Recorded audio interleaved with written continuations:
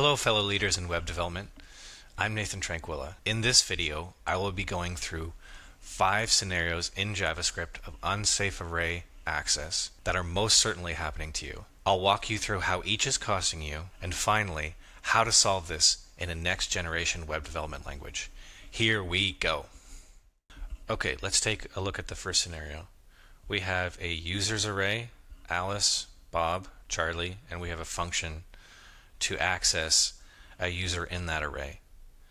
If we use the function to return a user at index 5, it's undefined. If we go ahead further and try to use it, we get a type error, cannot find property, to uppercase of undefined, because the user returned is undefined. So this is the case of straight up unsafe access causing you bugs in production. Now we can tweak this. We can add safe access, but it's going to cost you time and budget. So here is the getUserSafe function. It has some manual bounds checking in there. Is array if the index is greater than 0, if it's less than the length of the less than or equal to the size of the user's array, and then finally it returns safely the user at that index. So here's an example of safe access, but it's costing you time and budget that you would not otherwise have to put forward in another web development language. The third scenario is ambiguity. Let's say you have a users array where the second element is undefined. It's unclear whether you access it at index 1 or if you access it at index 5, what is going on. Because at index 1, it is valid data. And at index 5, what you're really getting is an out of bounds exception. You could make this more clear, but it's going to cost you time and budget. So here is the function refactored to get user clear, where there's an array check, there's an integer check, there's a positive integer check, there's the size, that the index can't be larger than the user's array.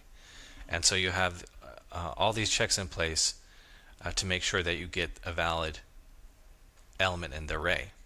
So this works, but again, it costs you time and budget. Here is a more defensive and safer way, but also more cluttered way of getting the user. So we've refactored it even further to get user defensive. So there's an array check, there's an integer check, there is an index range check, and then finally we get to the core of the function, which is to get the user. Now this is safe, but the cost here is that it's harder to even understand at a glance what this function is doing, making it harder to maintain and costing you one way or another. Now, properly tested, here is what the getUserDefensive function would look like. Here we have 1, 2, 3, 4, 5, 6 tests, with a couple tests in each, some of them.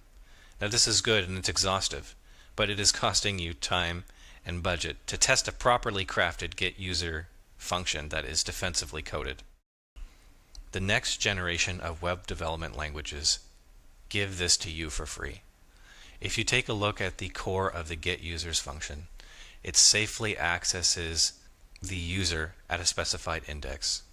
The getUsers function returns a result, returning either the user itself or an error message. And in the case of Rust, you're required to exhaustively match. So it's either okay and we get the user, or there's an error and there's an error message. And here is an overly exhaustive, over-the-top set of tests, I think, for this function. Probably the first one is the only one that's required, since testing out of bounds is built in right into the result return type of getUser. It's either something that you got it or you didn't. It's either the user or a string message.